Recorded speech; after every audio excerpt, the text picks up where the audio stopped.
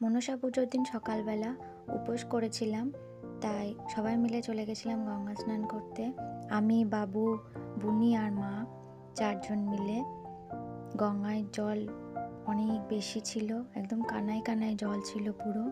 আর জলের স্রোত তো স্রোতে তো নামাই যাচ্ছিল না, কোনো রকম করে সিঁড়িতে নেমেই চানটুকু করা হয়েছে। আর একদম কানায় কানায় ভর্তি জল ছিল, খুব ভয় লাগছিল দেখে। কিন্তু গঙ্গার পরিবেশটাই একটা অন্যরকম পরিবেশ, দেখলে খুব মন ভালো হয়ে যায় ওখানে গেলে।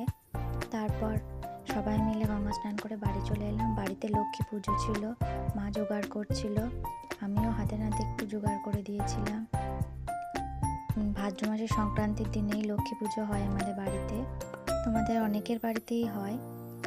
তো মা সব পুজো জোগাড় জান্তি করছিল, ওদিকে প্রিয়াংশু আর তাতই মিলে খেলা করছিল বাইরে, আমিও হাতে পাতে একটু জোগাড় করে দিয়েছিলাম।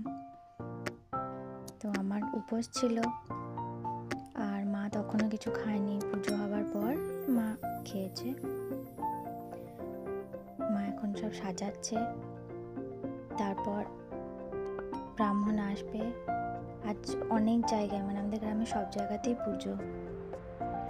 মায়ের প্রায় জোগাড় প্রায় শেষের দিকে, দেখো জোগাড় জান্তি সব রেডি, শুধু পুজোটা হলেই হবে। এরপর পুজো হয়ে যাবার পর আমি সব ঠাকুরতলায় পুজো দিয়ে আমাদের গ্রামের মন্দির পাটবাড়িতে মহাপ্রভুর কাছে একটু পুজো দিয়ে এসেছিলাম। আর বাবুকে একটু শুইয়ে প্রণাম করিয়ে আমিও প্রণাম করে তারপর চলে এলাম। আর এখানে তো এটা মহাপ্রভুর জায়গা, খুব সুন্দর একটা জায়গা জাজি গ্রামে। তোমরা যদি কেউ না দেখে থাকো এখানে এসো, দেখবে খুব ভালো লাগবে তোমাদের।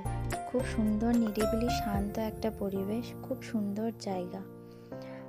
এখানে গেলেই মন ভালো হয়ে যাবে আর কোথাও একটা শান্তি খুঁজে পাবে।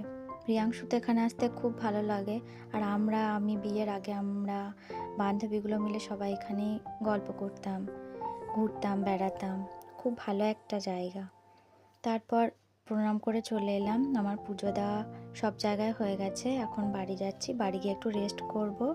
সন্ধ্যাবেলা রেডি হয়ে গেলাম। এরপর ঠাকুর দেখে আমি পুষ্পাঞ্জলি দেব। সারাদিন কিচ্ছু খাওয়া হয়নি, রেডি হয়ে গেছি আমি। এবার ঠাকুর দেখে মায়ের কাছে অঞ্জলি দিয়ে তারপর বাড়ি চলে এলাম প্রসাদ নিয়ে। আমার ব্লগটা এইটুকু। যদি কিছু ভালো লাগে প্লিজ লাইক, শেয়ার আর সাবস্ক্রাইব করে দিও।